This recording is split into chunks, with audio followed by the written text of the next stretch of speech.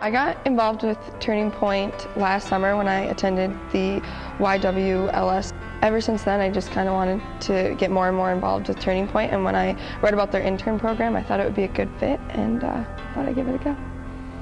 Well, just my short time here in Turning Point in Chicago, I've written a booklet on gun control that's going to get published by Turning Point. It's amazing.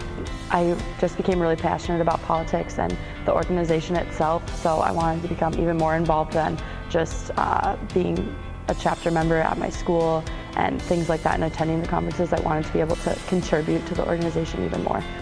Well, honestly, when I had first heard about Turning Point USA, it was at CPAC in 2015. What I noticed was that everyone with the t-shirts, and it was just the excitement, and I knew that this was something different. It was a student movement. After I went on West Palm Beach, I just saw all the like-minded conservative individuals that I was able to talk to, all the different trainings I was able to engage in, and I wanted to be able to help others enjoy the same experience. Neo-Nazis don't love me, they kind of hate me, actually. The KKK, neo-Nazi. Those people don't like me, Are you like the hipster version of the neo-Nazi movement? It's Pepe's become kind of a symbol. New York Times, January 21st, 2017. Attack on alt-right leader has internet asking, is it okay to punch a Nazi? Is it okay to punch a Nazi? That's not a brain teaser or a hypothetical question posed by a magazine on Twitter. It is an actual question bouncing around the internet after an attack on a well-known far-right activist, Richard B. Spencer, in Washington after the inauguration of Donald J. Trump as president on Friday. Mr. Spencer, who is credited with coining the term alt-right and describes himself as an identitarian, was punched in the head on Inauguration Day by a person clad in black as he was being interviewed by a journalist. At the time of the attack, Mr. Spencer was explaining the meaning of Pepe the Frog, a cartoon figure adopted as a mascot by the alt-right, a racist far-right fringe movement that is anti-immigrant, anti-Semitic, and anti-feminist.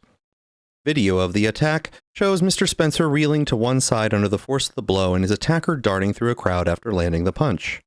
Video of the attack quickly inspired a flood of jokes and memes online, some of which set the punch to songs like Born in the USA. Jon Favreau, a former speechwriter for Barack Obama, was one of the many who posted a comment. There was little substantive debate online about the ethics of punching Mr. Spencer. Twitter is not a place where minds are often changed, and the supporters and opponents of the sucker punch were unmoved by one another's quips. Opponents of the punch tended to say that violence had no place in political debate. Supporters tended to say that the punch was funny, and more than a few compared Mr. Spencer's attacker to famous Nazi punchers from pop culture like Indiana Jones and Captain America. There's no need for critical discourse of it. There's no need to have a nuanced discussion. Can we punch a Nazi? No, of course, the New York Times, because they are pussies. We're like, yo, let's have a discussion about, is it right? Is it okay to punch a Nazi? Someone sat down at their computer and was like, yo, let's get these clicks, baby. Are we punching Nazis? We literally had a huge world war where we had to tag up with other countries to beat the out of the Nazis because they were wiping out a race of people. And y'all like, yo, let's hear them out. Man, let's hear what they're talking about. Let's see what they're about. No. Like, you know what Nazis is about. See, when Twitter, when they're like, yo, you liberals, you want your safe space and you snowflakes, this is what they're talking about, like dumb shit like this. The internet has been abuzz the past few weeks about this video of famed white supremacist douchebag Richard Spencer getting punched and then proceeding to cry like a baby-ass wimp boy while being interviewed about his idiotic cartoon frog pen. It's Pepe's become kind of a symbol. While many cheered and many more remixed the video to hits from yesterday and today, some people took it upon themselves to write think piece after think piece about the ethics of Nazi punching. Look, I know that an intellectual's hierarchy of needs peaks at moral superiority, but give it a rest. Punching a Nazi is the ethical choice, because people only become Nazis when they didn't get that urge punched out of them in childhood. I know it's fun to do the mental gymnastics of deciding whether or not Plato or Socrates or Jaden Smith or whoever else in your Philosophy 101 text would agree with your logical conclusion that punching Nazis is bad because violence is not the answer, but no one cares. You are under no obligation to hear a Nazi out. But Akila, what if they aren't actually Nazis? Anyone who thinks Hitler had mostly good ideas and argues that there was any silver lining to the tragic, unimaginable horrors done unto Jews during the Holocaust can catch these hands. Half the reason the Holocaust went unchecked for as long as it did was because of this lamentable desire for social loafing, where they'd rather be polite or peaceful to monsters instead of shutting them down forcefully. It's not like every person in Germany in the early 1940s was a Nazi. It's just that the good people decided it wasn't worth the trouble to fight back against the fascist, racist, anti-Semitism as it gained traction in their country. Well, guess what? It's not 1940 anymore. We won't sit back quietly while you Heil Hitler with your pathetic Nazi youth haircut. And be warned that if you are feeling froggy enough to spout this hate in public, you better be ready to jump. In my personal life at the time this unfolded, I was embedded in a liberal arts community moonlighting as a musician. Soon I saw a flood of support for the idea that yes, it was okay to punch a Nazi. I got a frightening sense immediately. I had been friends with many leftists over the years and knew that many of them viewed most of the Democratic Party as right-wing, just less so than the Republicans. I knew that the definition of Nazi to them was amorphous, but I naively thought that perhaps I could reason with them about some of the ambiguity in what they were vocally supporting. You're saying it's okay to punch a Nazi. I get that desire. I detest Nazis too, I would start. But there is a very delicate issue at hand. If you say it's okay, that means someone has the right. If someone has the right, that right needs to be clearly defined. Is this an individual right? Do 300 million people each have the right to punch the exact same Nazi? Is the right allocated one Nazi punch per person? Is it limited to a single day, or does the right renew every day? Is there an official arbitration panel designated where the accused has the right to face their accuser and have a jury decide? But even then, I continued, I understand the cathartic feeling one might have in punching the Nazi, but the Nazi is still a Nazi after the punch. He's just now a punched Nazi. You didn't stop him from being a Nazi. There is only one way to make sure that the Nazi stops being a Nazi, and that is to kill the Nazi.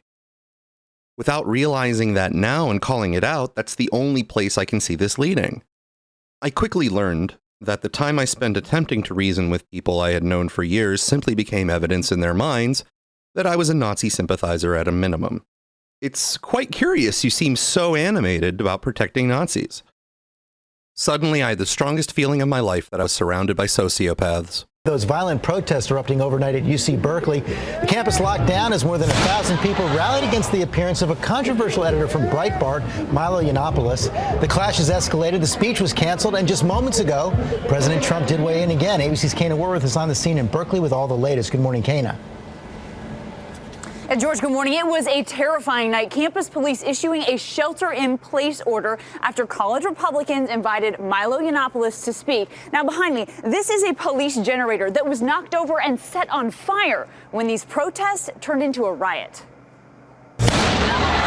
Overnight mayhem on campus. The University of California, Berkeley erupting in flames as over 1,000 came out to protest an appearance by the self-described right-wing internet troll Milo Yiannopoulos. We will not tolerate racism or sexism or hate crimes and violence. He's a fascist, and Berkeley did not welcome him. At least 6 people were injured, including this Trump supporter who was pepper sprayed. The university canceling the speech. Hey, Milo, we shot you down. Riot police even retreating to the building for safety. You can hear them urging the crowds to leave. I think we have a right to say that we don't want him here. And the standoff intensifying as protesters lit fireworks, police firing back. It's going too far right now. This is uncalled for. It's not going to get no message across. Yiannopoulos, an editor for Breitbart News and an avid supporter of President Trump, responding on Facebook, posting this video. Because they're so threatened by the idea that a conservative speaker might be persuasive and interesting and funny and might might take some people with him. They just have to shut it down at all costs. The latest developments in the shooting of a Republican congressman and others at a baseball practice outside of Washington. They were gearing up for the annual matchup between the GOP and the Democrats, a tradition more than a century old and one of the last remaining realms of bipartisanship in D.C. But today, a vicious attack. Today, 2 American institutions literally under fire: our national pastime and our elected officials. A barrage of gunfire at a baseball field right outside Washington, D.C., as Republican members of Congress practiced for their annual game against the Democrats. Law enforcement officers shouting at the suspect. 66-year-old James T. Hodgkinson, who had opened fire on the players, apparently deliberately targeting the GOP. 6 people injured, including Congressman Steve Scalise, the third-ranking Republican in the House of Representatives, now in critical condition. The suspect, now dead, had a long and public history of anti-Trump and anti-Republican rhetoric. The questions tonight: what exactly was his motive, and why now? The shooting happened during a large political debate over health care. It is said that Hodgkinson was very animated about the topic. Just before the shooting, on May 4th, 2017, San Francisco Gate, the digital home of the San Francisco Chronicle, published a widely read editorial, "All the Ways Republicans Want You Dead." Even if Hodgkinson's motivations were not strictly due to the healthcare debate, many expressed that his actions were reasonable. On the day of the shooting, Huffington Post writer Jesse Benz said, "For violent resistance to work, it would need to be organized. Individual acts can be understandable, but likely counterproductive, ineffective." Journalist and editor of the magazine The New Inquiry, which The New Yorker hailed as one of the rare publications that has succeeded in becoming an intellectual journal that can draw people in, that poses large theoretical questions without sliding back into the Iron Mountain of academia, said, "If the shooter has a serious health condition, then is taking potshots at the GOP House leadership considered self-defense?" On MSNBC, Joy Reid was quick to remind people that while Steve Scalise maybe shouldn't be shot, he was still a bad person, so people shouldn't forget that. And, and I think it's so important to keep that, that in mind, because it is one thing to sort of want civility and to take umbrage when it's one of your friends, when it's one of your own colleagues. But like you said, there's a whole country out there, and a lot of people, at least in my Twitter timeline, and it's a delicate thing because obviously everybody is wishing the congressman well and hoping that he recovers. Sure. But Steve Scalise has a history that we've all been forced to sort of ignore on race. He did come to leadership after some controversy over attending a white nationalist event, which he says he didn't know what it was.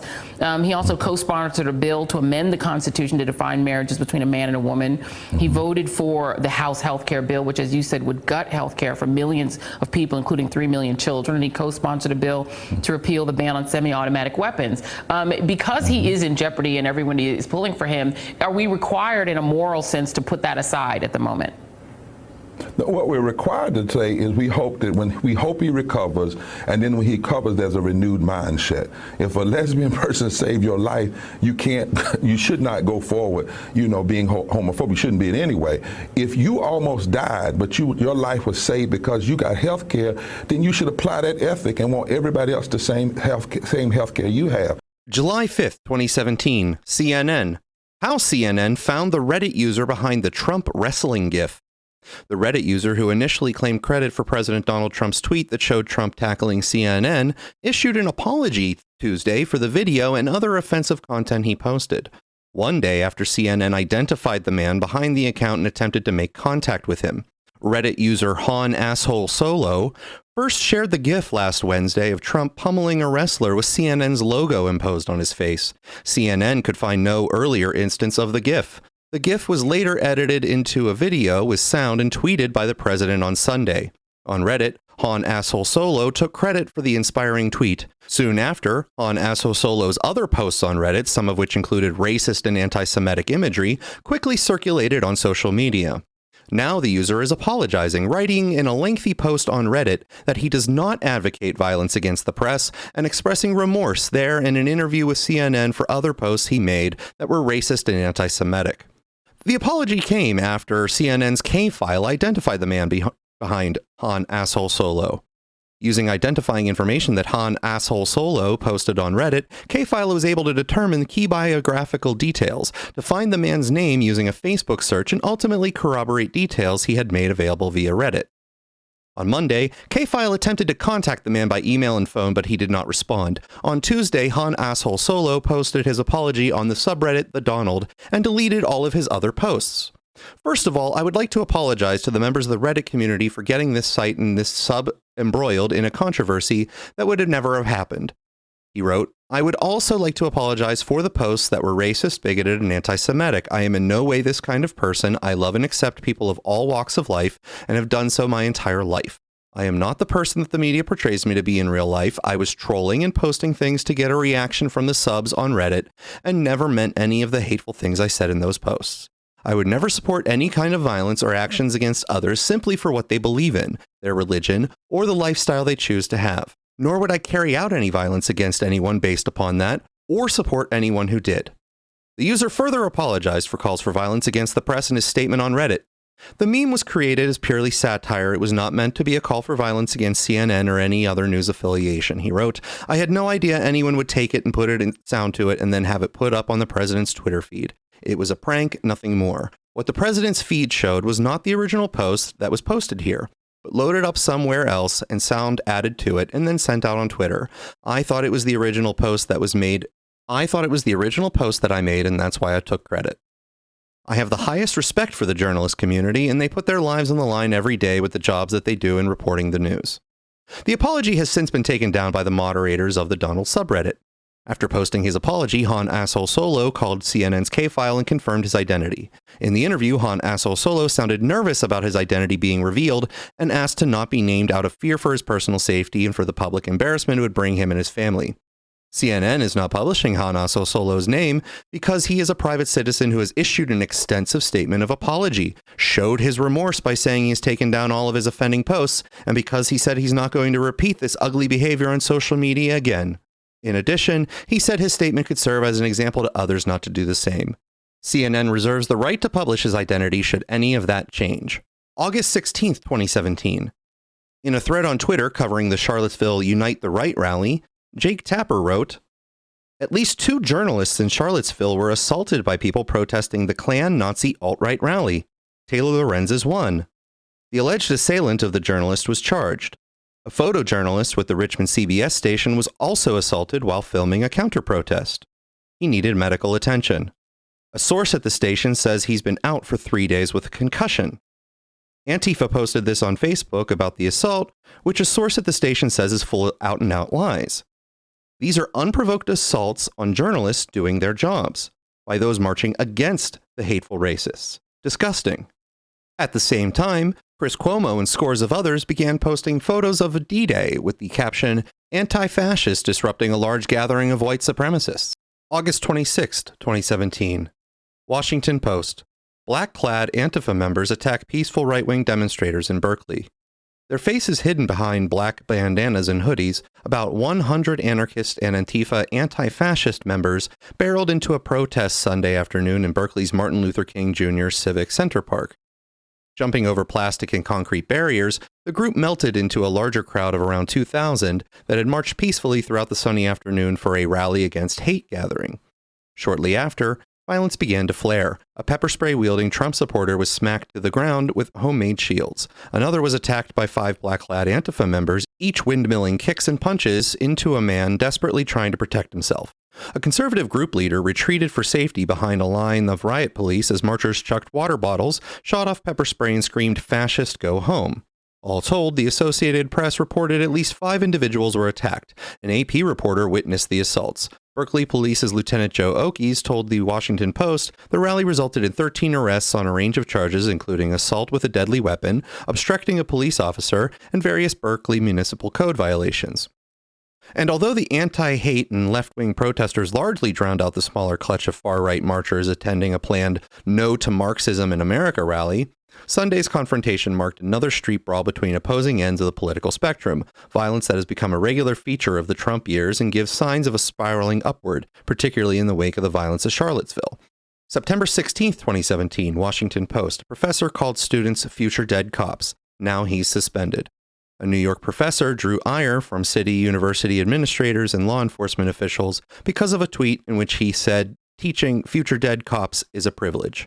Michael Isaacson, an adjunct professor at CUNY's John Jay College of Criminal Justice, was placed on administrative leave because of the 3-week-old tweet, which appears to have recently caught the attention of the college's president and New York City's largest police union. In a tweet on August 23rd, Isaacson, who teaches economics, said, "Some of y'all might think it sucks being an anti-fascist teaching at John Jay College, but I think it's a privilege to teach future dead cops." In a statement Friday, John Jay College President Carol V. Mason called Isaacson's comments abhorrent and the antithesis of an academic institution that trains future law enforcement. While she said that professors have the right of free speech and academic freedom, expressions of hate or intimidation are not welcome in civil discourse. This adjunct expressed personal views that are not consistent with our college's well-known firm values and principles and my own personal standards and principles. I am appalled that anyone associated with John Jay, with our proud history of supporting law enforcement authorities, would suggest that violence against police is ever acceptable, Mason said. Outside of the Washington Post article, Isaacson tweeted, "If you like Assata Shakur on the condition that she actually was framed and didn't kill that cop, you don't actually like Assata Shakur." September 15th, 2017, CNN. Ben Shapiro spoke at Berkeley as protesters gathered outside. As conservative radio host Ben Shapiro spoke at the University of California, Berkeley, protesters swarmed outside chanting various slogans. Police stood in full riot gear, standing guard as the school took extensive security measures, shutting down surrounding buildings and setting up a large perimeter around the hall where Shapiro gave a speech and answered questions Thursday night. The school was facing a critical test on whether it could prevent violence from breaking out. The protests appeared mostly peaceful, although CNN witnessed a scuffle between a Shapiro supporter and another woman. Berkeley police said there were no reported injuries due to violence and no reports of any damage of property as the crowd swelled to nearly 1,000 people. Police arrested 9 people outside the event, according to Berkeley Police and Alameda County Sheriff's Office. At least 3 of those people were taken into custody for carrying banned weapons. Officials had hoped to avoid the kind of violence that erupted on campus when right-wing commentator Milo Yiannopoulos came to speak in February. Protesters caused $100,000 worth of damage to the public university when they threw fireworks, rocks, and Molotov cocktails on campus, forcing the event to be canceled.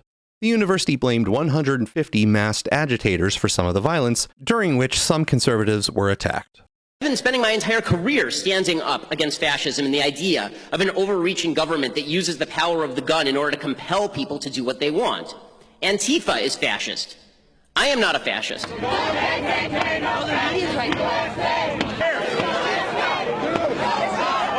having a nonviolent speak out against white supremacy, misogyny, xenophobia, and fascism. Students and community members have a free speech right to speak out against the fascism that is on the rise in this country.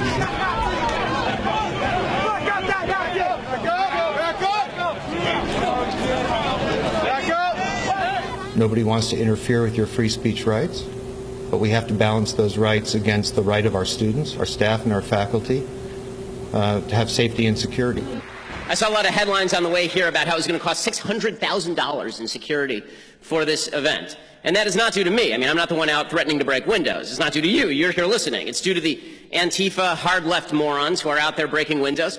And I do want to say one thing, which is that in a city as left as Berkeley, if you're going to blame me for the $600,000 in spending on security, you're all Keynesians. Think of all the jobs I just created.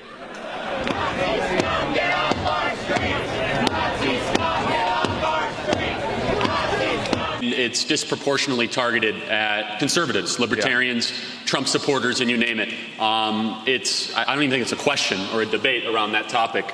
Colleges have become a place where they want everyone to look different and think the same, where there's a disproportionate amount of people at the top that are targeting conservatives, blocking speakers that they disagree with, and they are advancing an agenda that, quite frankly, is very far to the left. And our organization, Turning Point USA, we not only fight for our ideas, free markets and smaller government, but now we are fighting for free speech. We have to say it's okay to hear something that you disagree with. You don't have to run into a safe space because you hear something you disagree with. And I'm perfectly okay with a socialist having the right to be wrong. I'm perfectly okay with a leftist speaker to come on campus and to tell why they think those ideas are better. And the question I'm going to pose throughout this whole discussion is, why is it that it's always the leftist activists rioting and protesting and storming stages and pulling fire alarms, and us conservatives, we sit quietly when we hear things we disagree with, and then we then go back and we say, wait a second, why are you shouting our speakers down and you're rioting and protesting violently on college campuses? Senator Rand Paul, who ran for president last year, is recovering at a home from a brutal attack that resulted in 5 broken ribs. And police say his next-door neighbor is the alleged attacker. KCAL9 political reporter Dave Bryan joins us now with the very latest on this. Dave. This is a bizarre case, to say the least. One of the questions is really what was behind all of this? Nobody seems to know yet. It's not clear exactly how long Senator Paul may be bedridden and unable to travel with his injuries, but with the Republican leadership in Congress pushing for quick approval of the GOP tax reform plan, the senator's injuries could become a political problem for the tax agenda. Meanwhile, the big mystery tonight is what was the motive for the attack on Senator Paul? New details today on the incident that left Senator Rand Paul with 6 broken ribs. This might be one of my favorite stories, although, of course, we don't want to. Clearly, Senator Paul is still struggling. February 9th, 2018, Washington Post. Who knew libertarians were so sensitive? Lawmaker won't apologize for Rand Paul crack. There was bipartisan support Thursday night on essentially one issue: for Rand Paul to quiet down, as the Libertarian held the Senate at bay into Friday morning to protest an estimated $320 billion being added to the national debt under a bipartisan budget deal. Representative Charlie Dent and outspoken liberal actress Bette Midler both made quips that referenced a physical attack made in November against the Republican senator from Kentucky. When Rand Paul pulls a stunt like this, it is very easy to understand why it's difficult to be Rand Paul's next-door neighbor, Dent said Thursday night. In a message posted to Twitter, Midler made a similar comment about the same time. Where's Rand Paul's neighbor when we need him? Outside of the Washington Post reporting, Huffington Post writer Matt Fuller tweeted during the filibuster, "Tonight, everyone in the Senate is Rand Paul's aggrieved neighbor." September 25th, 2018, Washington Post. Ted Cruz and wife are shouted out of D.C. restaurant over his support for Kavanaugh. Heidi Cruz stood frozen in the middle of the restaurant, hands clenched beneath her shawl, teeth bared in what might have started as a grin before it changed to something else. Senator Ted Cruz had not yet removed his overcoat. He and his wife had not yet reached their table, which sat set and ready for them just a few paces away. A cream-cushioned booth, as reserved. But the Cruzes had not ordered all this chanting. "We believe survivors! We believe survivors!" sang the crowd that had materialized around the couple. There were perhaps a dozen of them. A moment earlier, they had been any other patrons at Foyola, a $145 set-price Italian restaurant a mile from the U.S. Senate building. Now they were a Monday night flash mob with cell phone cameras. "Hi," said a woman behind one of the cameras, stretching the syllable. "I'd love to talk to you about Brett Kavanaugh tonight." The woman was addressing the senator, not his wife. The two men are known to be old friends.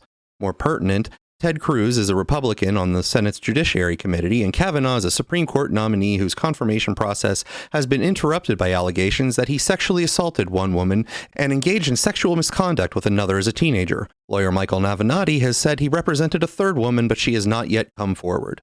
The chanting never stopped. "We believe survivors!" The organizers of this protest would later identify themselves as members of various left-wing organizations, a local anti-fascist group and a branch of Democratic Socialists of America, among others. On September 26, 2018, Rachel Maddow aired allegations by Michael Avenatti, former attorney currently incarcerated in federal prison, originally sentenced to 135 months for felony fraud and extortion, that accused Justice Kavanaugh of being a serial gang rapist. If you have not seen this already and you don't know what I'm about to say, I will tell you there is a chance that you might not want to hear this, which is me warning you that you might want to mute me or distract the kids if they're watching with you, if you don't want to hear this or if you don't want your kids to hear this. But I'm going to read it. And actually, before I even read it to you, I will tell you tonight in advance that Judge Kavanaugh has this evening denied the implication of what Mr. Avenatti spells out here. But this is what he spells out here. Quote, this is a letter to the Senate Judiciary Committee. Quote, "We are aware of significant evidence of multiple house parties in the Washington, D.C. area during the early 1980s, during which Brett Kavanaugh, Mark Judge, and others would participate in the targeting of women with alcohol/drugs in order to allow a, quote, train of men to subsequently gang rape them. There are multiple witnesses that will corroborate these facts, and each of them must be called to testify publicly. As a starting point, Senate investigators should pose the following questions to Judge Kavanaugh. Number one, did you ever target one or more women for sex or rape at a house party? Did you ever assist Mark Judge or others in doing so? Number two, did you ever attend any house party during which a woman was gang raped or used for sex by multiple men? Number 3, did you ever witness a line of men outside a bedroom at any house party where you understood a woman was in the bedroom being raped or taken advantage of? Number 4, did you ever participate in any sexual conduct with a woman at a house party whom you understood to be intoxicated or under the influence of drugs? Number 5, did you ever communicate with Mark Judge or anyone else about your participation in a, quote, train involving an intoxicated woman? And number 6, did you ever object or attempt to prevent one or more men from participating in the rape or taking advantage of a woman at any house party?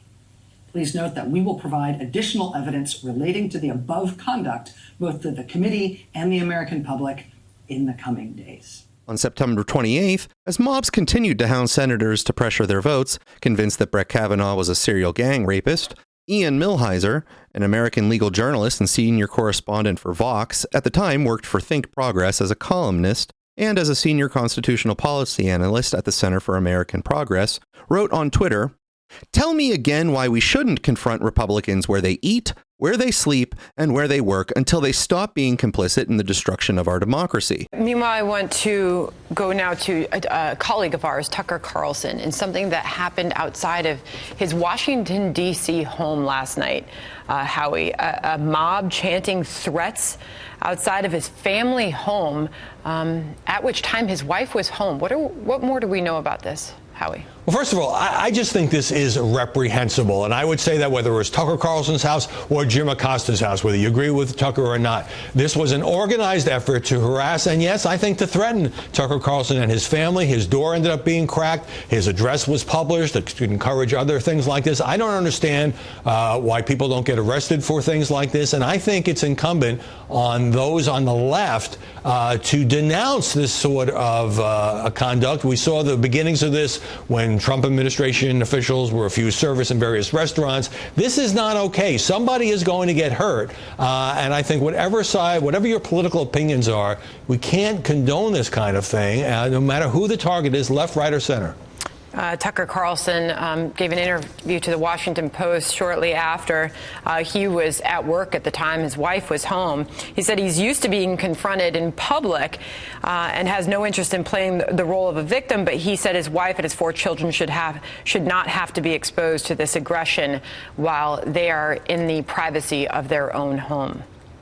Don't drag families into this. Don't drag children into this. There are many, many ways to register your dissent. Going to somebody's house and attacking the door and screaming and scaring the family. I mean, that just should be considered completely and totally unacceptable. And I'm really starting to get worried about this. And I would say, again, say the same thing no matter what the political persuasion of the target is. This is not what should go on in America. Horrible thing for anybody to feel unsafe in their own home. Howie Kurtz, thank you very much. Thanks, Sandra. Washington Times, November 8th, 2018. Matthew Iglesias blames Tucker Carlson for Antifa mob that terrified Fox News' star's wife. Fox Media co-founder Matthew Iglesias told readers Thursday that an Antifa mob that surrounded the home of Fox News' Tucker Carlson was, for all intents and purposes, incited by the conservative pundit. The website's senior correspondent told Twitter followers that he cannot empathize with Mr. Carlson's wife.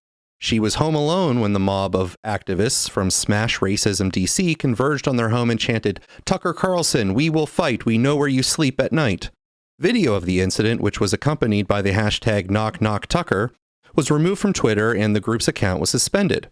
Another video included, "Racist scumbag leave town. I honestly cannot empathize with Tucker Carlson's wife at all. I agree that protesting at her house was tactically unwise and shouldn't be done, but I am utterly unable to identify with her plight on any level," Mr. Iglesias started a string of tweets.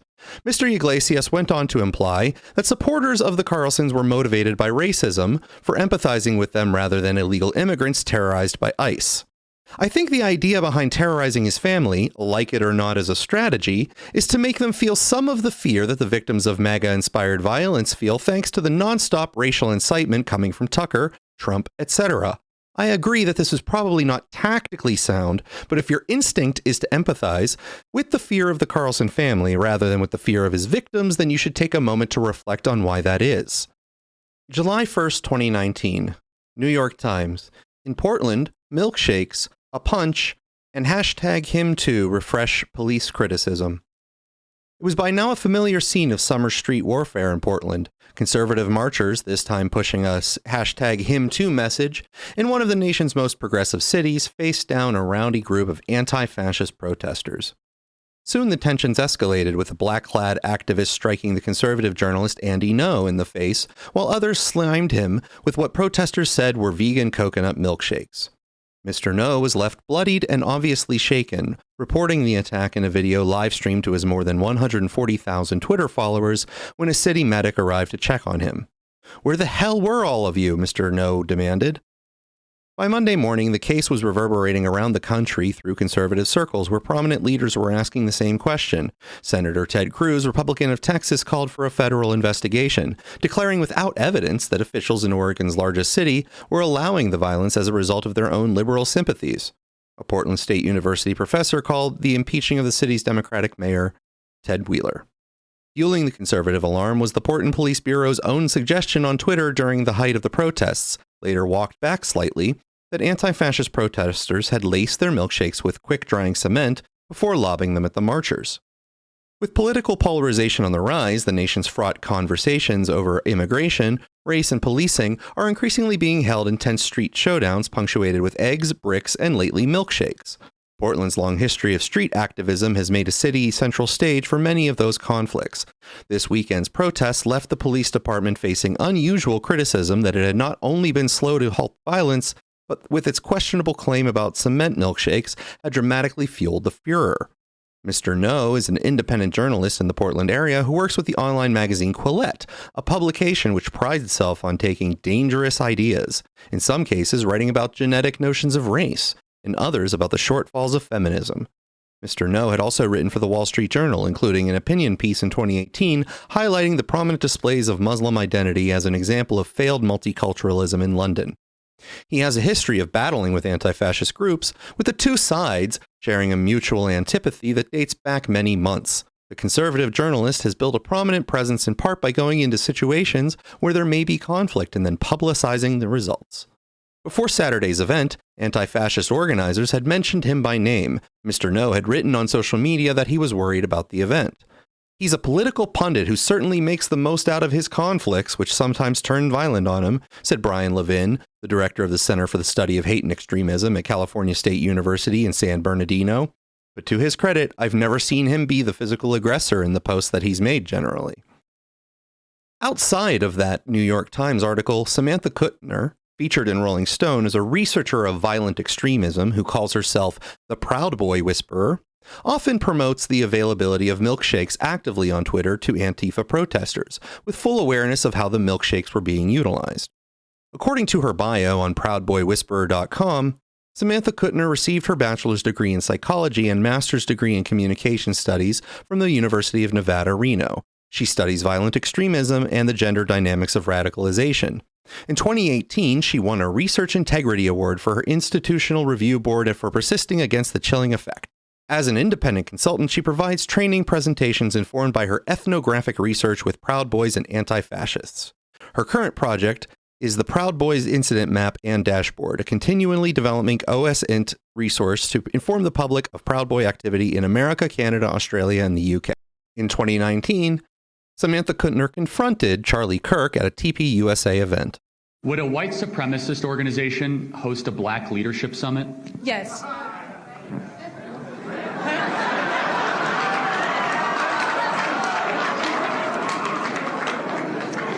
You can be... Would a white supremacist organization have a Black female communications director for over a year? Yes, there are ideological shields. Yes, there are ideological shields that further your talking points and who are every much as committed to bigotry and white supremacy. Would a white supremacist organization host the nation's largest young Latino leadership summit for 5 years straight? Yes. Can you name one instance when we have ever tolerated hatred once? When you have ever tolerated hatred? Yes.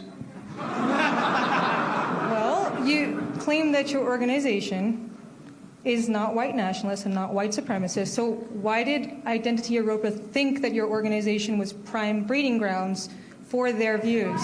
Because they're idiots. Because they're idiots. So wait. No, discussion with you, right? Because I do agree that you should look in the mirror first before asking people to solve your problems. Just tell me honestly, what do you think it is about your organization, without you being a white supremacist, without you being a white nationalist? So you don't think I'm a white supremacist? Let's just get this straight. No. Okay, good. I think you enable it. Oh, I enable. Yes. Despite every time I encounter anyone around that ideology, I repudiate it and I reject it. I'm asking you what why else you would feel, you want me to do? I'm asking you why you feel that what it is you think about your organization that might attract white supremacists and white nationalists, because you've repudiated a lot of members who were later revealed to have white nationalist ties. It's not a lot of members. You're talking about 4 people in a membership organization with hundreds of thousands of students over 7.5-year history. You're looking at 4 isolated examples that the dishonest press decides to look at, despite the unbelievable body of work that Turning Point USA rejects anyone that has hatred. Turning Point USA has diverse leadership summits, such as a Black Leadership Summit, and you kind of lost me after that one, by the way, that you could host a Black Leadership Summit and also be white supremacist. I want to be clear in how I characterize this. This is mostly a protest. It is not. May 28, 2020, NBC News. Minneapolis police precinct burns as George Floyd protests rage. CNN crew arrested. Police had cleared the 3rd precinct shortly after 10 p.m. when demonstrators forcibly entered and ignited several fires, department spokesman John Elder said. Mayor Jacob Frey said Friday in an early morning news conference that he had made the decision to pull the police out of the precinct. You know, brick and mortar is not as important in life, he said. He called the vandalism and arson unacceptable, but vowed that police officers would still patrol their communities served by the 3rd precinct. We will continue to do our jobs in that area. Fires also burned on both sides of the police station as demonstrators pushed down temporary fencing and occupied property at the precinct. Officers fired tear gas from the ground and a rooftop. Other buildings nearby were also burning. The city of Minneapolis on Twitter urged people to retreat from the area as a precaution. We're hearing unconfirmed reports that gas lines to the 3rd precinct have been cut and other explosive materials are in the building. June 11th, 2020. The Guardian. Seattle protesters take over city blocks to create police-free autonomous zone.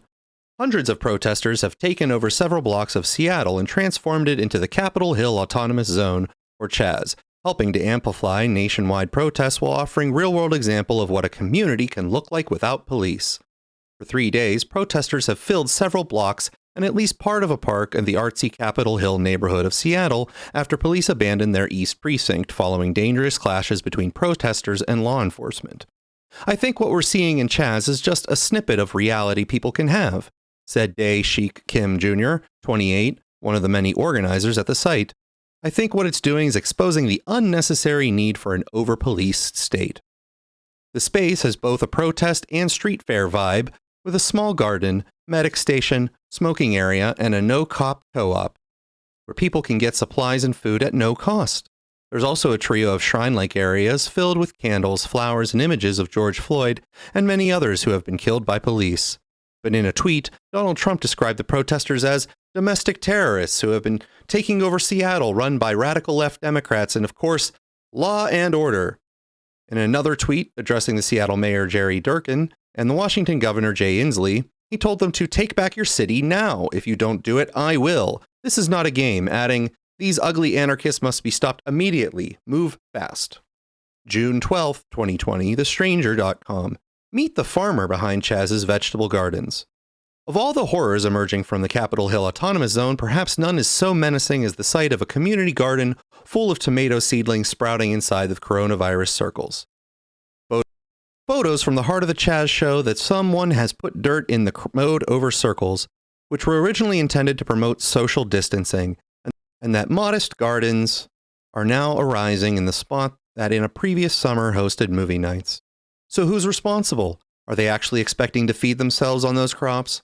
What does it have to do with Black Lives Matter? It was real organic, shrugs Marcus Henderson. I came here with a shovel. Marcus was the first to start gardening in the park, though he was quickly joined by friends and strangers. This isn't work of a casual amateur. Henderson has an energy resources engineering degree from Stanford University, a master's degree in sustainability in the urban environment, and years of experience working in sustainable agriculture. His Instagram shows him hard at work on various construction and gardening projects, and he's done community development at organic farms around the world. For Marcus, this was a perfect opportunity to put his experience to work for a cause. We're dealing with a question of how black people have been disenfranchised for so long, pulled out of the economic system, he says. One way of doing that is not giving people access to land.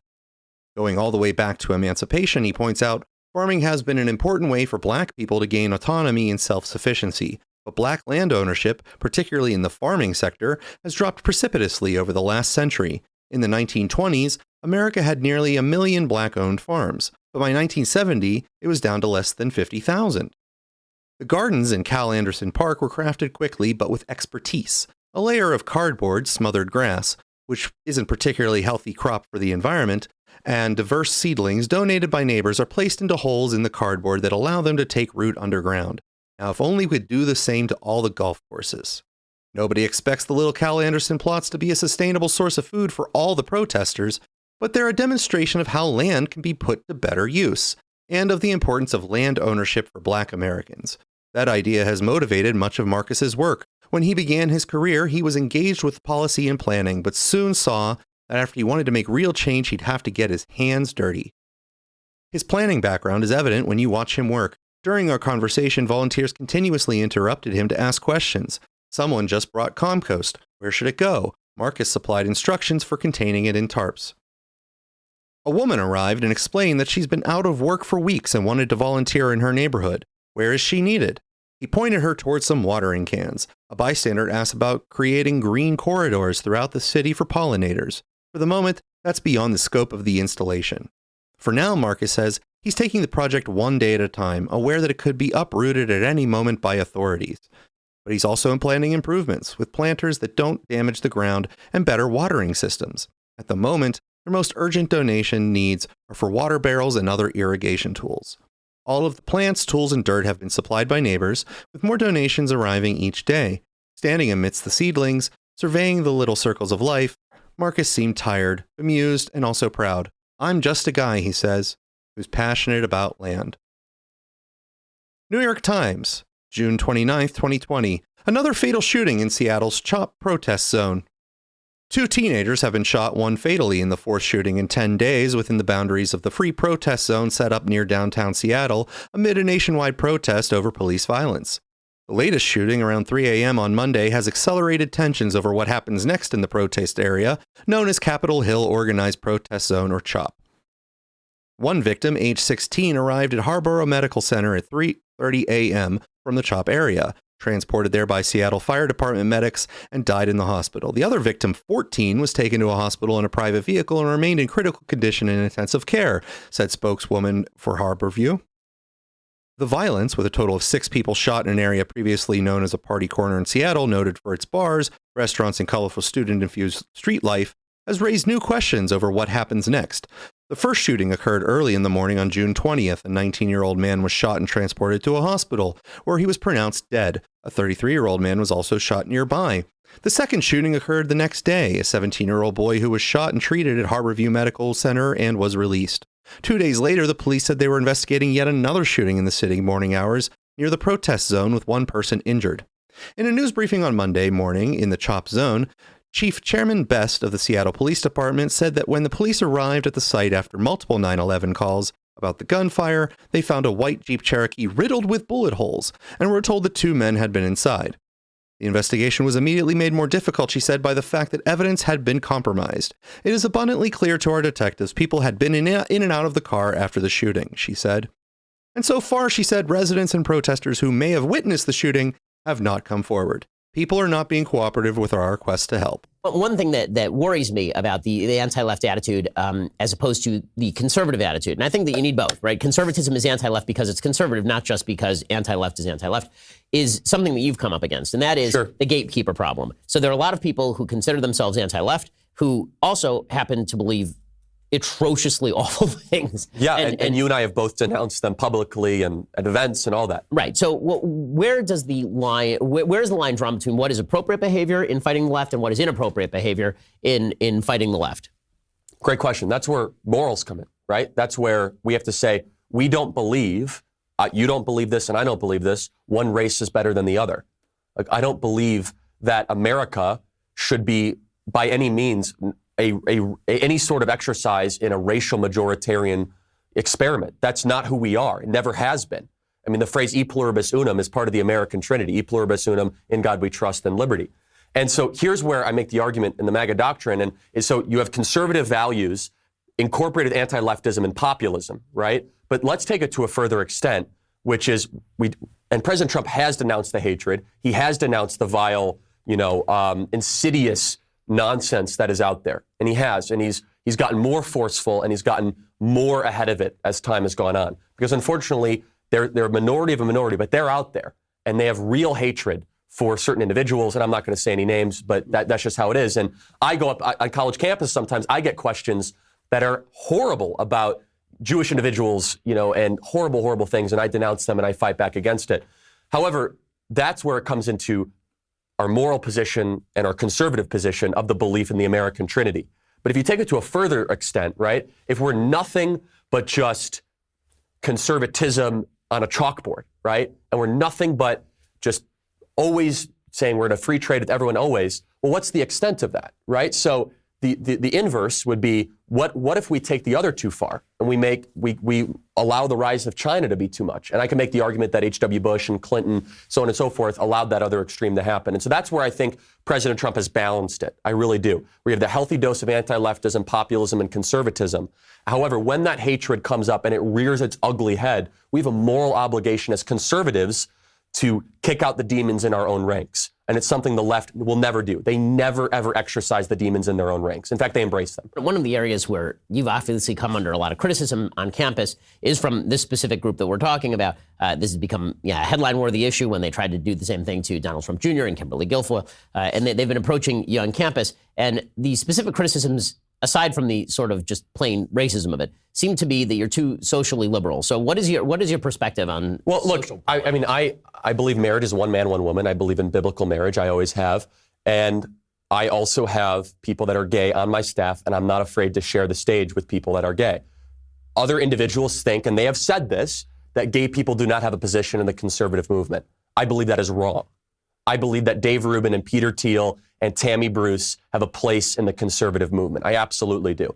And I think that I think it's so backwards that they would believe that we should somehow grow the influence of the conservative movement by the process of subtraction of people that are turned off by the left, turned off by woke culture of the left. Somehow they believe that the conservative movement should be closing its doors to people that all of a sudden might be interested in your podcast or your position or your speeches. I march at the March for Life. I am very, very pro-life against Planned Parenthood. I talk about it quite often. It's an unfair accusation against me. It just is. But I won't apologize for having people that are gay on my staff, sharing the stage of people that are gay, that have served our country and that are veterans. It's not something I'm going to apologize for a second for. And it doesn't compromise my Christianity, my moral positions on marriage, or my conservative beliefs. Comedian Jimmy Kimmel last night made an interesting point in his monologue that's gotten a lot of attention today. So let me play that for you. Dr. Fauci said that if hospitals get any more overcrowded, they're going to have to make some very tough choices about who gets an ICU bed. That choice doesn't seem so tough to me. Vaccinated person having a heart attack? Yes, come right on in. We'll take care of you. Unvaccinated guy who gobbled horse goo? Rest in peace, Wheezy. Andy, I know he's making a joke, but what do you think about that? The idea that, the unvaccinated at this point are making a personal choice. And so why are precious hospital and ICU resources going to them over other gravely ill people in some cases? This means war. That is where we are. We are at war with these people. These folks are evil. There is an ultra-right MAGA contingent in this country that wants to overthrow the U.S. government. It is a danger to our democracy. It is a danger to our way of life. The MAGA movement is a threat. The extremists that we're dealing with every single day, we've got to kill and confront that movement. Clearly, this is literally call to arms. Obviously, Republicans, I think, are the biggest threat to democracy. We don't separate right-wing extremists and Republican Party anymore. This is literally what conservative white folks do when they don't get their way. They turn violent. Today's GOP is no longer a political movement. It is a fascist movement. And this is why it could be more dangerous than 1860 or the 1930s. Clearly, this is a literally call to arms. June 24th, 2022, NPR. Supreme Court overturns Roe v. Wade, ending right to abortion upheld for decades. In a historic and far-reaching decision, the U.S. Supreme Court officially reversed Roe v. Wade on Friday, declaring that the constitutional right to abortion, upheld nearly for half a century, no longer exists. Writing for the court majority, Justice Samuel Alito said that the 1973 Roe ruling and repeated subsequent high court decisions reaffirming Roe must be overruled because they were egregiously wrong, the arguments exceptionally weak and so damaging that they amounted to an abuse of judicial authority. The decision, most of which was leaked in early May, means that the abortion rights will be rolled back in nearly half of the states immediately, with more restrictions likely to follow. For all practical purposes, abortion will not be available in large swaths of the country. The decision may well mean, too, that the court itself, as well as the abortion question, will become a focal point in the upcoming fall elections and the fall thereafter. Outside of the NPR article, scores of registered blue checks on Twitter. Back before Elon Musk purchased the company, when the blue check mark meant Twitter certified your voice was more authoritative than others, explicitly called for violence. Carlos Maza from Vox said, "Violence is a legitimate and appropriate response to oppression. The suffragettes planted bombs. Queer people threw bricks. Violence has always been a necessary and important part of social justice." Another blue check Twitter user said, "Every church must burn." Another blue check Twitter user said, "As they say in Haiti, constitutions are made of paper, bayonets are made of steel." Another said, "Burn down the Supreme Court." The band Eve 6 retweeted another blue check who said, "Men, now is the time to listen to women as they give you careful instructions on how to build a pipe bomb." Another blue check tweeted an image that said, "How I defeated fascism with the power of love." Chapter 1, The Power of Love. The first step in my journey was realizing it is impossible to defeat fascism with the power of love.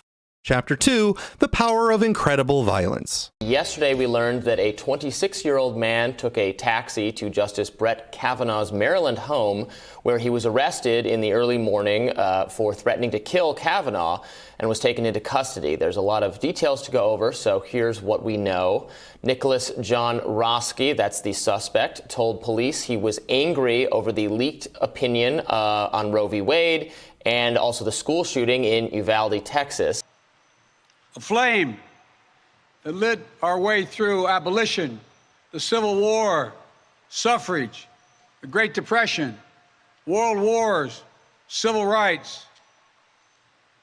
That sacred flame still burns. Now in our time, as we build an America that is more prosperous, free and just. That is the work of my presidency, a mission I believe in with my whole soul. But first, we must be honest with each other and with ourselves. Too much of what's happening in our country today is not normal. Donald Trump and the MAGA Republicans represent an extremism that threatens the very foundations of our republic. That the Republican Party today is dominated, driven, and intimidated by Donald Trump and the MAGA Republicans. And that is a threat to this country. These are hard things, but I'm an American president, not a president of red America, blue America, but of all America. And I believe it's my duty to level with you, to tell the truth, no matter how difficult, no matter how painful. And here, in my view, is what is true. MAGA Republicans do not respect the Constitution. They do not believe in the rule of law. They do not recognize the will of the people. They refuse to accept the results of a free election. And they're working right now, as I speak, in state after state, to give power to decide elections in America to partisans and cronies, empowering election deniers to undermine democracy itself. MAGA forces are determined to take this country backwards to an America where there is no right to choose, no right to privacy, no right to contraception, no right to marry who you love. They promote authoritarian leaders and they fan the flames of political violence that are a threat to our personal rights, to the pursuit of justice, to the rule of law, to the very soul of this country. This is an NBC News special report. Here's Jose Diaz-Balart. Good evening. We are coming on the air with breaking news. There has been an incident at Donald Trump's Pennsylvania rally. It appears shots have apparently been fired and Donald Trump has been injured.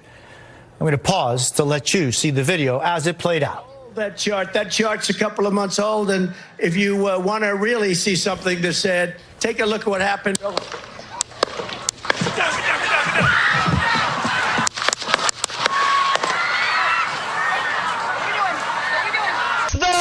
Sunshot at greatness to be mentioned in the history books, and you missed the shot. I haven't even had a second to process.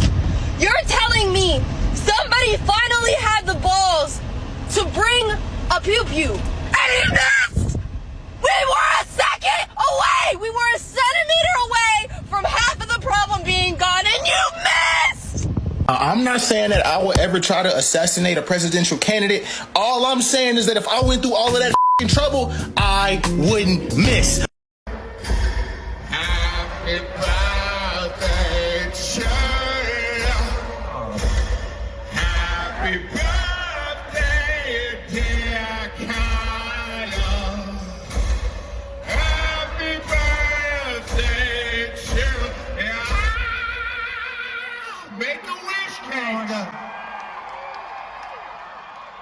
Don't miss Trump next time.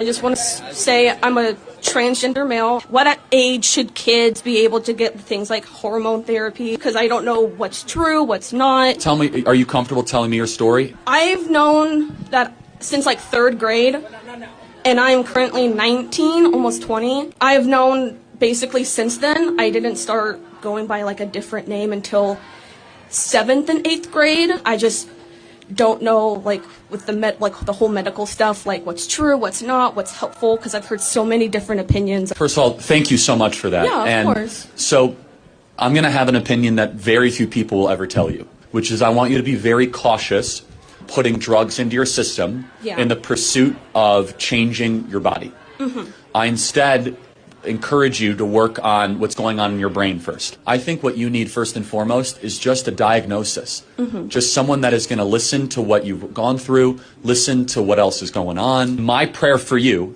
and again, very few people will say this, I actually want to see you be comfortable in how you were born. Yeah. I know that you might not feel that way, but I think that is something that you can achieve. I think that with the right team and the right people, you don't have to wage war on your body. You can learn to love your body. Last year you said something about DEI, unqualified black pilots. You see a pilot on a black pilot. Don't you think it was an irresponsible statement suggesting that maybe these pilots aren't qualified or unqualified? No. But I'll tell you exactly what I said and why I said it. Okay, go ahead. I said, the pretext, I went through a whole windup. I said, United Airlines is saying that they want 40% of all their pilots to be people of color or women. We have learned that we have relaxed standards anytime that we try to reach racial quotas. Anytime we reach racial quotas, we relax the standards. Standards for air traffic control, professors, or college admissions. Therefore, when it comes to pilots or surgeons, if I see somebody who is black, as I said on the show, I'm going to hope that person is qualified. That's what I said, which of course is legitimate, because they're begging the question, we're not hiring based on merit anymore. We're hiring based on race. Now, so when you see a black pilot, you wonder, boy, is that person there because they earned it or because they were placed there? That's what DEI does. It makes you ask questions you otherwise would not ask. So the are you? What a beautiful kid that is. Thank you. What a gift so from God. Much. Yeah. She truly is. She is the biggest blessing. Something that kind of has me like on the fence of whether or not I go kind of like full blown more like conservative or moderate is just seeing how Give it up. That is a gift from the Lord, everybody. That is just beautiful. I see that, you know, we're starting to save a lot of money from things such as like Doge, but do you think that some of that money should go back to maybe like reforming the way that welfare is done to help poor families who do want to kind of pursue that American dream? Great question. The number one objective of any social welfare program should be how do we keep the family together and put dads back in the family. Unfortunately, in the black community, dads are the most absent of any community. About 2/3 of all black youth will be raised without a stable father around. And I know it's crazy, right? And that little precious angel of yours deserves to have a father around. And unfortunately, as we've removed dads from families, government has come in and has taken the place. So some people need help and they need social assistance. All of that should be about incentivizing the dad staying around, not the dad leaving. The Democrat Party does not talk about dads at all. The Republican Party, we are talking about how men need to be men again, in the home, take responsibility, provide for your family, and with strong families comes smaller government and a better country. Thank you guys for a respectful conversation, even though we see things very differently. And if you're engaged in the creation of that content, I think God has a better plan for you. I know that might sound preachy and not what you want to hear, but maybe you'll have an encounter with God, and Jesus loves all of you, and He can transform your life. He transformed my life, and every day is a new day, and it's a hopeful, beautiful life ahead of you. And God loves every single one of us. We're all sinners, and Jesus died. I mean, you've definitely been the most respectful one that I've seen. Well, thank you. That's very very kind, and I can tell you it's not me. If it was me, I'd be yelling and screaming. It's the Holy Spirit. It really is. I know it might sound silly, it might sound cliche, but Jesus has gone to work on my life. And so God bless you guys. Thank you for a great discussion. Charlie, thank you for coming. I was just about to record my show for tonight when I looked through the glass of my studio. My wife was standing there, and her face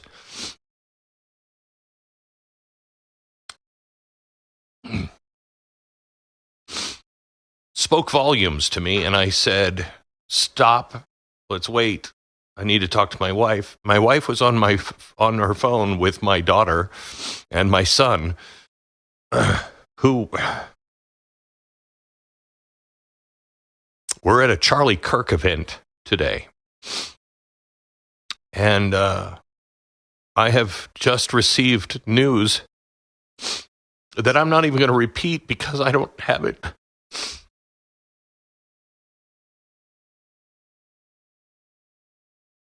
Confirmed. Charlie Kirk got shot and he's dead. Finally, somebody with a gun, which is almost everybody in the fucking States, grew a pair and fucking went and shot somebody on the right side. Thank you. Can we keep this up? Please pray for my dear friend, Charlie, and his family, and our republic. Lord, we have been so arrogant as a people. You know, it's really funny because given how homophobic Charlie Kirk was and how, like, reprehensibly anti-queer community MAGA is, like, his most ferocious male fans are so fucking gay for him. They're all crying out of their penises in my messages. Charlie's dead! Off losers. I get it. It's very sad that you now all have to think for yourselves a little bit more because you don't have a creepy fucking racist lunatic spouting his fucking moronic opinions into your ear and telling you what to think. That must be very hard for you. But just remember, he died doing what he loved, defending guns. We have been so distracted, but we would ask, Lord, that you would watch over Charlie and all those involved. That you would soften our hearts, that we might find forgiveness, strength, and courage. I don't care that he was a person. He wasn't to me. He was a non to me. And if that doesn't make me a leftist because I think he's better off gone, so fucking be it. So fucking be it. Because a lot of y'all like to talk a big talk, but then when someone finally walks the walk, y'all are like, this is so bad. This is so bad. Shut the fuck up. Take your fake ass moral views and get the fuck out of it. God, only you can save our republic. In the name of Jesus, we pray. And another thing about Charlie Kirk getting murked, I don't care who you are or what your opinion is. That clean ass shot, one round from over 200 yards is nasty. Oh shit, I got kimchi on my chin. Nasty. That's some skills. Like whoever did that. Oh yeah. It makes me think of Luigi. When you watch that video up close in slow-mo and you see the hand motions. There are news outlets reporting the worst right now, Glenn. I don't know what I'm waiting for before I report it. You know, I trust just the news. I trust Deseret. What are we waiting for, like the AP to say it? We don't trust them more than we trust these. They're reporting that Charlie has died. That he's dead. At the age of 31.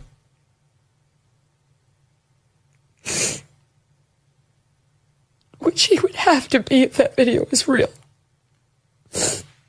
There's no way he survived that. The only good thing is, it had to have happened quickly. Right. Right. If you see the video, you do not see any suffering.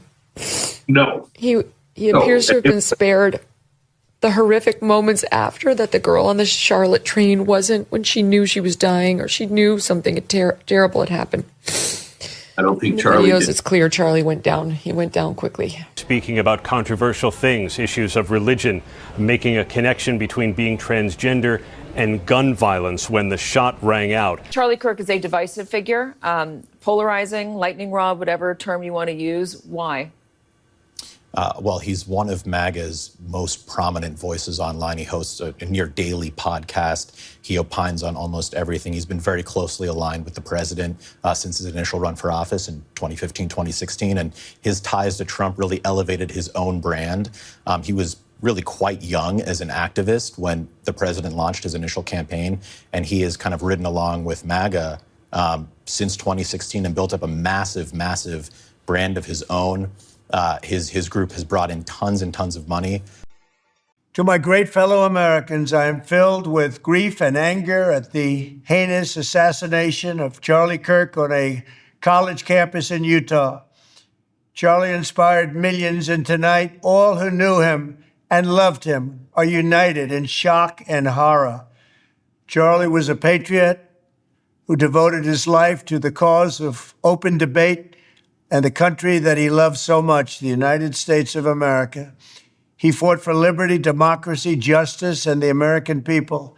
He's a martyr for truth and freedom, and there's never been anyone who was so respected by youth. Charlie was also a man of deep, deep faith, and we take comfort in the knowledge that he is now at peace with God in heaven. The best part of this whole goddamn thing is that he is not martyr material, so his death will mean nothing. It will activate no one. It will impact few. It's just great. To me, it kind of feels like, and I said this to Theo too, it's like somebody put the Constitution up on a wall and shot the First Amendment. You know, I mean, people who marry my partner. She's very she's never met him. Yeah. You know, and I think maybe something extraordinary is going to happen in the days and weeks ahead. I don't know what it is, but it feels portentous. As a nurse, I am disgusted by the amount of healthcare professionals that I see making light of, mocking, and justifying yesterday's tragedy. As a medical professional, I treat everyone, every life, with the most respect, regardless of your beliefs, regardless of your background. You are a human life first. And that is how I treat all of my patients, and that is how we should treat everyone. So the fact that medical professionals that are making medical decisions for people are mocking and making fun of the death of an innocent man, a father, a husband, just because you don't agree with their political beliefs is appalling. It is an outrage. I am disgusted, and I just cannot believe that we are here now in this state, in this country, that we are justifying hate crimes on people because of their beliefs. Now, every tragedy that's happened this week, that's happened recently, that's happened anytime is obviously horrendous. But the fact that I see medical professionals making fun of and justifying an innocent man being taken out in front of thousands of people watching live stream of the event in front of his children and his wife is unforgivable and disgusting. I'm a black man born in America. I know what problems that exist in this country. But I also know there's far more good people than there are bad people in this country, regardless of who you are, what your ethnic background is. White, black, Hispanic, and beyond. I'm in a studio here in Las Vegas, and I'm looking outside, and I see people looking at me and smiling and saying, "What's up, Stephen?" They don't look anything like me. And I don't care, because they're showing me love, and I'm showing love right back to them. At some point in time, we got to recognize, can't just speak about it. Can't just give lip service to when such a vile act takes place. And we're going to give lip service to the tragedy of the moment. And then within 24 hours, we move on with our lives like nothing happened. Something did happen. Don't care what his political beliefs were. I don't care what he felt. I care about the fact that a man was gunned down in front of two of his children who are 5 years of age or less. That he's dead at the age of 31. That his wife is a widow. That his children are fatherless. Because his ideas and his beliefs differed from somebody else, apparently. And then I'm going online and I'm seeing people celebrating it. Shame. Shame on you. As a registered Democrat, all I have to say is the Charlie Kirk shooting just proves that we are the worst, man. My party is the fucking worst. I got people celebrating, hoping that he dies. Are we fucking for real right now? Where's the empathy? Where's the respect, man? It's disgusting. It's disgusting, truly. And the fact of the matter is this: he was a father, and whether or not I agree with his political opinions, all he truly wanted to do at the core was see this country be the best. And I can fucking respect that. And to see people just be blatantly disgusting, man, we're the worst, man. We're horrible. As someone who quite literally had Charlie Kirk blocked on all social platforms because I simply couldn't tolerate hearing another word out of his mouth through my phone, I'm sick over some of the videos that I am seeing of people celebrating this man's assassination. And let me be clear, if you're in the comments trying to argue with me about why people should be celebrating this man's death, you're fighting with air, again. We voted for the same person. Like if you're trying to argue that people should be celebrating this man's death, I know that we went to the voting booth and we voted for the same person. Okay? So you're fighting with fucking air. We cannot be a party that advocates for gun control and gun reform and then be on the internet celebrating when someone that we don't agree with politically is shot and killed in broad daylight. No, this is not grounds to be making jokes. I just saw a woman with like 600,000 followers who's also a mom sitting and being like, thoughts and prayers for Charlie Kirk. Like, sorry, what? So I'm very aware that when you look at me, you see the hair and the nose ring, you probably think I'm a huge liberal. I love living in America. I love this country. I am a die-hard centrist. I have a lot of liberal views and I have a lot of conservative views, but most of the time I'm able to see the gray in areas and come to a critically thought out conclusion about the right and wrong. The amount of people I've had to unfriend or unfollow because they're cheering and happy about what happened today is very disheartening.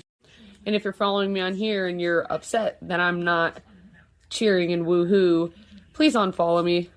I'm sorry if you followed me because of the way I looked. We live in a country where I can look the way I want to look and I can have the opinions I want to have and say the things I want to have because of where we live. And this is an attack on freedom of speech, no matter how you look at it, whether you like Charlie, you didn't like Charlie. I only believe in the death penalty for murderers and child abusers, not somebody who's debating people and giving people different opinions platform, whether he agrees with them or disagrees. He's giving everybody chances to talk. My original video about this got taken down, so I'm just going to reiterate it. You're a fake leftist. If you get on this app with your millions of followers and get upset that other people are celebrating the death of a vile, evil man, you getting on your platform of millions of followers and pointing the finger at those people and being like, you're vile, you're evil, you're bad, when again, those are survivors of that man's abuse. People who have literally had laws passed about them because of the things that man has said. I'm not sorry. I'm allowed to be excited that he's gone. I'm allowed to celebrate that. You are a fake leftist if you are shaming people who are happy. Okay? Okay. I told myself that I was going to wait to address it thoroughly until I was more clear-minded, until I wasn't as emotionally driven. But quite honestly, I don't think that'll ever be the case. Ever since that day, I feel different. And you can say that's selfish, you can say that's inconsistent, so be it. It's the way I feel. But the way I feel isn't really what matters. What really matters is the truth. And the truth is that these people are evil. You can have your conspiracies about what actually transpired. You can have your think pieces about who exactly did it, who they did it with, who they did it for. But all I needed to see were the reactions. All I needed to see were the celebrations. The out of context quotes to fuel justification. The celebrations of a wife, a daughter, and a son having to see that. The reactions to a man who, whether it made him look good or it made him look bad, still promoted open and honest dialogue either way. That was all I needed to know, that if they had the chance, no matter what the actual motive was, they would have used their reasons to do the exact same thing. I said it before when it seemed like I was in the minority. I said it again, and I'll say it another. These people have set a precedent that states, even if you aren't directly hurting anyone, if you have an opinion or benefit in any way that they believe is detrimental to their in-group's health or life, then you deserve to have yours taken. The bank that denies your loan, the doctor that refuses to do an abortion, the woman that refuses to bake a cake, the random 25-year-old with the wrong opinion about some forever war across the world, the college kid that decided it just wasn't worth the effort to actually boycott Starbucks. Where does it end? It doesn't end until the echo chamber is the only chamber. And whoever's in their way is simply the price they'll pay. That includes me, and that includes... If you are somebody who has been celebrating Charlie Kirk's death, or even just going as far as to justify it in your own head by calling him a racist or a misogynist or any of these terms, which, by the way, you've overplayed your hand on that front. These words officially mean nothing, so congratulations there. I never want to hear you use the term existential threat to democracy ever again, because I think we can all recognize that the type of person who is justifying Charlie Kirk's death and the type of person who calls everything a threat to democracy, there's quite a bit of overlap here. But I, for one, cannot think of a greater threat to our democracy than murdering the guy who says, come debate me, come talk to me about it, let's have a conversation, in cold blood. Because if we can't debate policy, if we can't debate idea, if we can't have conversations about these things that are going on in our society, we do not have a democracy. I wanted to come on here and talk about the death of someone I looked up to, Charlie Kirk. And I wanted to say that it is disrespectful how people are making Fortnite memes and talking bad about him like he was a horrible person. All he did was have boldness in his faith with Jesus Christ. Bro, after hearing about the Charlie Kirk situation, bro, it's honestly like mad sad, bro. Like, imagine just spreading your point of view and, you know, you having opinions and getting literally murdered for it. We are living in very evil times where even having your own opinion and your own view would literally get you killed. And it's, you know, bro, like literally a child lost its father, a wife lost her husband, like, and you have people laughing about this thinking this is funny, bro. This is not funny. Like, imagine if it was your family. Imagine if it was your mom, your sister, your brother. You wouldn't be laughing. So why are we playing with someone else's death, acting like it's funny? There's nothing funny here. I don't care what someone's opinion is. I don't agree with everyone, but the last thing I would want for them to do is be killed. Like, that's mad weird. Telling black people you don't need government assistance because you can be somebody is not racist. Telling us that government assistance has hindered us because before we were on government assistance, we were a more successful people is not racist by reading and understanding the facts. I am heartbroken, I am devastated, and I am livid. What they want is for us to have fear and to go hide because of things like this. And maybe in some ways, I don't know, maybe we should. We have to do things differently, certainly. But Charlie knew the risk. Every day, he had security detail with him. And sometimes nothing can protect us from evil. I know this too, though. Charlie would not want us to go hide and to be quiet. Hello, Virginia. This is a very raw video. Charlie Kirk has died. I don't know what to say. I can't believe that this is how we treat our political opponents.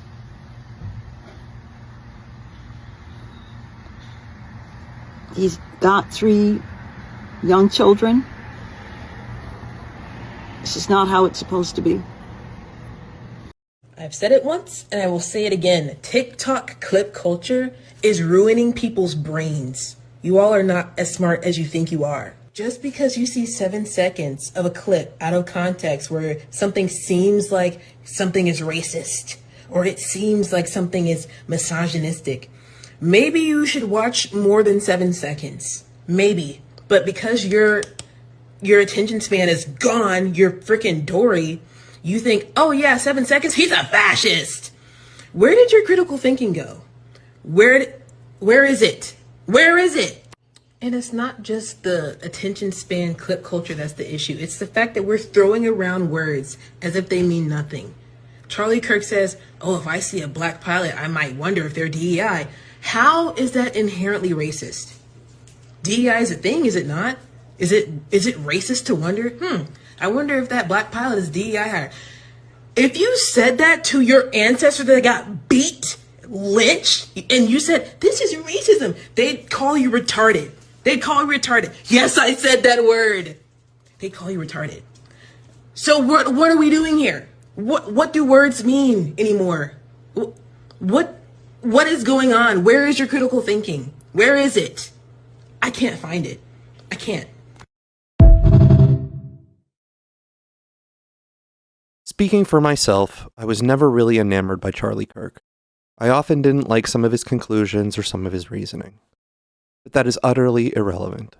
He was simply a charismatic, good-hearted man who was enthusiastic about traveling around the country, going to college campuses, and introducing younger generations to the idea that they can and should discuss and debate their ideas with each other in order to reach better understanding or at least have some respect for each other. My feelings are best reflected in a reply comment I saw on Twitter. The post said, "You can't just kill the non-threatening dork of the group without making everyone deeply and unequivocally upset." That got the reply, "He was our dork." Someone asked me in 2020 why more people can't see the rot that has been festering in the culture. I said, Most people won't see it until the day they have the strongest feeling of their life that they are surrounded by sociopaths. Maybe that day came when the left decided that the appropriate response to the guy who was most famous for talking about ideas was shooting him in the throat. This is the first time he was ever on TV, and it was right here on Fox and Friends, May 21st, 2012. When we graduate from high school this coming June, we're handed a diploma. That's also an invoice for hundreds of thousands of dollars that my generation is going to have to pay off through interest, high taxes, and a stagnant economy. We here at SOS Liberty believe that if we do not change the conversation back to us, the kids that are going to have to inherit this debt, that our economy will be stagnant for years to come. And our website, we have really interesting things. We have videos, pictures trying to inspire the youth, sosliberty.com, that has a wide variety of youth from all across the country jumping onto our cause. I'm having trouble finding a summer job, as is Mike, in a lot of different regards. A lot of kids are feeling the effects of what we like to call, with the Washington economy, with a lot of debt, plummeting small business, with higher regulation and high taxes. We're just trying to reinstitute the founding principles, free market, fiscal responsibility. SOS Liberty is a nonpartisan. We don't consider this a Republican versus Democrat issue, but rather a generational